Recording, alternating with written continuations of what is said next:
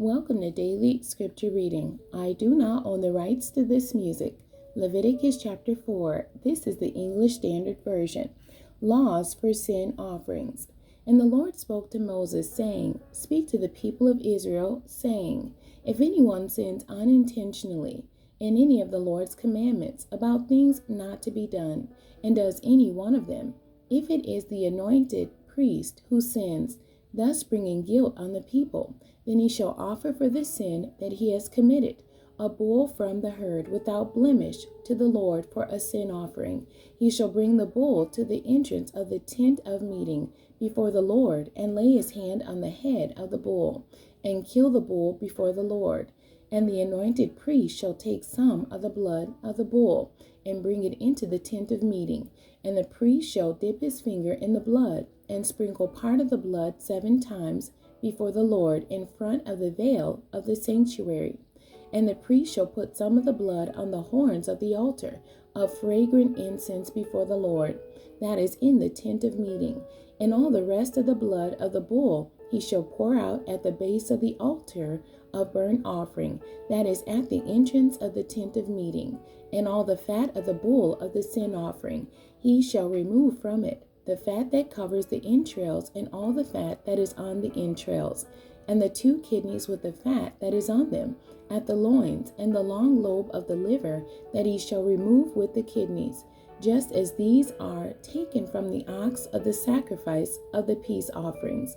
And the priest shall burn them on the altar of burnt offering. But the skin of the bull and all its flesh, with its head, its legs, its entrails, and its dung, all the rest of the bull, he shall carry outside the camp to a clean place, to the ash heap, and shall burn it up on a fire of wood on the ash heap. It shall be burned up. If the whole congregation of Israel sins unintentionally, and the thing is hidden from the eyes of the assembly, and they do any one of the things that by the Lord's commandments ought not to be done, and they realize their guilt, when the sin which they have committed becomes known, the assembly shall offer a bull from the herd for a sin offering, and bring it in front of the tent of meeting. And the elders of the congregation shall lay their hands on the head of the bull before the Lord, and the bull shall be killed before the Lord. Then the anointed priest shall bring some of the blood of the bull into the tent of meeting, and the priest shall dip his finger in the blood, and sprinkle it 7 times before the Lord in front of the veil. And he shall put some of the blood on the horns of the altar that is in the tent of meeting before the Lord, and the rest of the blood he shall pour out at the base of the altar of burnt offering that is at the entrance of the tent of meeting, and all its fat he shall take from it and burn on the altar. Thus shall he do with the bull, as he did with the bull of the sin offering, so shall he do with this. And the priest shall make atonement for them, and they shall be forgiven. And he shall carry the bull outside the camp, and burn it up as he burned the first bull. It is a sin offering for the assembly.